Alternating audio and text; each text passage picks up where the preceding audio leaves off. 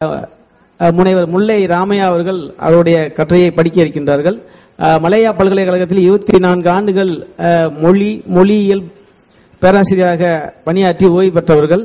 தற்போது ஆதரவற்ற குழந்தைகளின் இல்லத்தில் தலைமை நிர்வாகியாக இருக்கின்றார். ஆரம்பமே மிக சிறப்பாக இருக்குது. ஏனென்றால் இன்று நம்ம சாலையெல்லாம் பார்க்கிறோம், பல்வேறு இடங்கள்ல பாத்தீங்கன்னா இந்த குழந்தைகளுக்கு ஆதரவு இல்லாமல் தனியா கிடக்கு. அதே போல இந்த பெற்றோர்கள் குழந்தைய பெற்றாங்க, பெற்றுட்டு எங்கேயாவது விட்டுட்டு போயிடறாங்க. இப்பயும் கூட பாத்தீங்கன்னா இந்த நம்ம அரசு மருத்துவமனைகளில் பிறக்கக்கூடிய குழந்தைகளை அது தாய்மார்கள் அப்படி விட்டுட்டு போயிடறாங்க.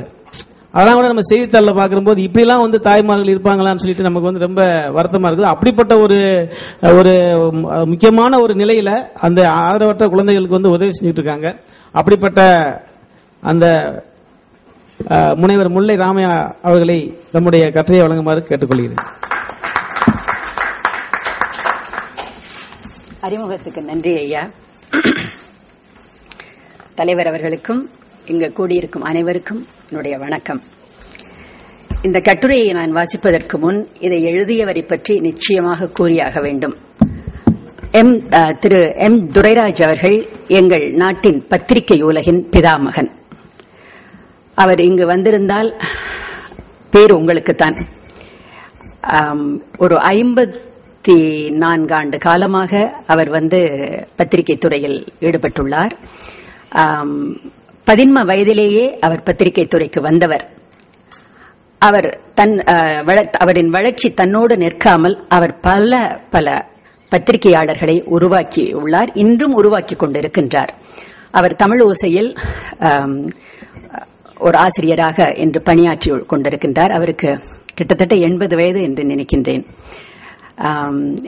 மிகவும் அருமையானவர், நல்லவர், பார்க்க வேண்டியவர். அவருக்கு கண் மருத்துவம் செய்து அறுவை சிகிச்சை செய்ததனால் அவரால் உயர பறக்க முடியாதனால் தான் இங்கு வர முடியவில்லை.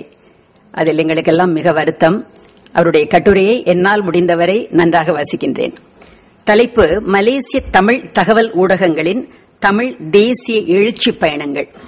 இப்ப இவங்க 2 பேரும் வாசிச்ச மாதிரி இது ஒரு உணர்ச்சி பொங்கும் கட்டுரை அல்ல. இது எங்களுடைய பத்திரிகை உலகின் வரலாற்றை கூறும் ஒரு கட்டுரை.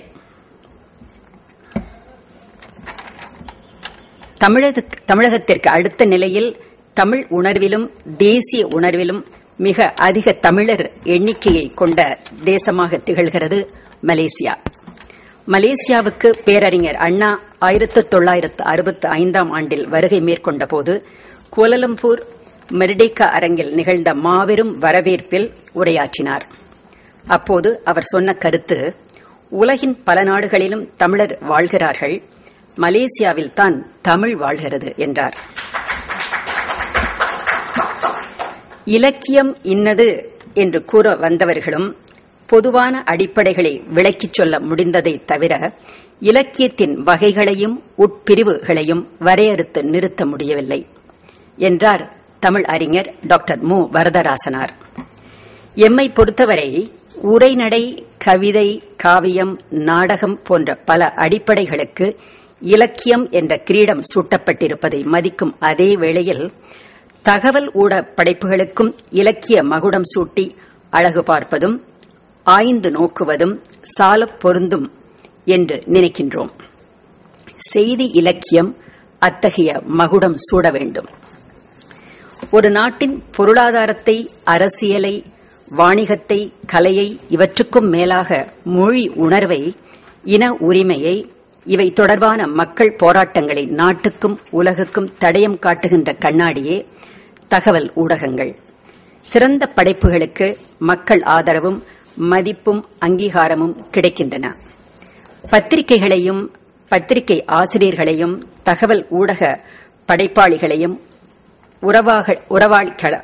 உறவுகளாக்கிக் கொண்ட வரலாற்றை மலேசியா வளமுடன் பெற்றுள்ளது. காரிருள் அகத்தில் நல்ல கதிரொளி நீதான், இந்த பாரிடை துயில்வோர் கண்ணில் பாய்ந்திடும் எழுச்சி நீதான்.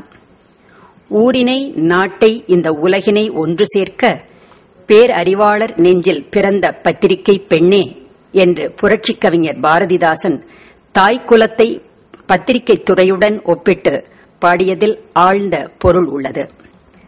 மலாயாகவும் பின்னர் மலேசியாவாகவும் திகழ்கின்ற எங்கள் தேசத்தில் 1812 ஆண்டிலேயே தமிழ் ஊடகங்கள் தொடக்கத்தில் இதழ்களாகவும் பின்னர் நாள் இதழ்களாகவும் பரிமாணம் கண்டு மாசத்தினை, சரிதை, வர்த்தமானி, தங்கை நேசன், சிங்கை நேசன், உலகநேசன், இந்துநேசன், தேச அபிமானி, பினாங்கு வர்த்தமானி என்ற பெயர்களில் அணிவகுத்து வந்துள்ளன என்றாலும் அவற்றுக்கான முறையான ஆழமான பதிவுகளை இழந்து நிற்கிறோம்.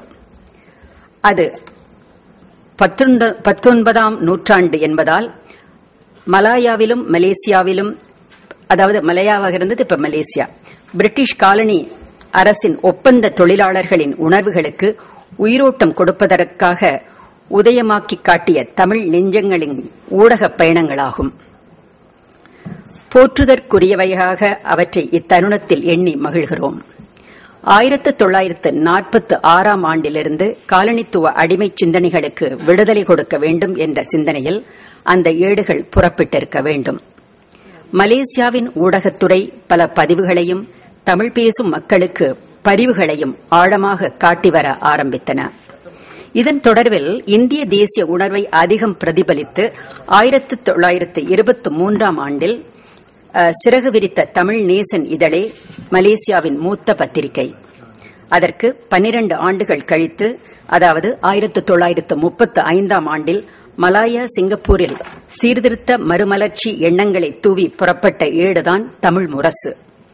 குன்றக்குடி அடிகளாரின் மதிப்பை பெற்ற தந்தை பெரியாரின் சீர்திருத்த கொள்கை பிடிப்பில் லைத்த திருவாரூர் தந்த சிங்கம் தமிழவேள் கோ சாரங்கபாணி தொடங்கிய ஏடு தமிழ் முரசு.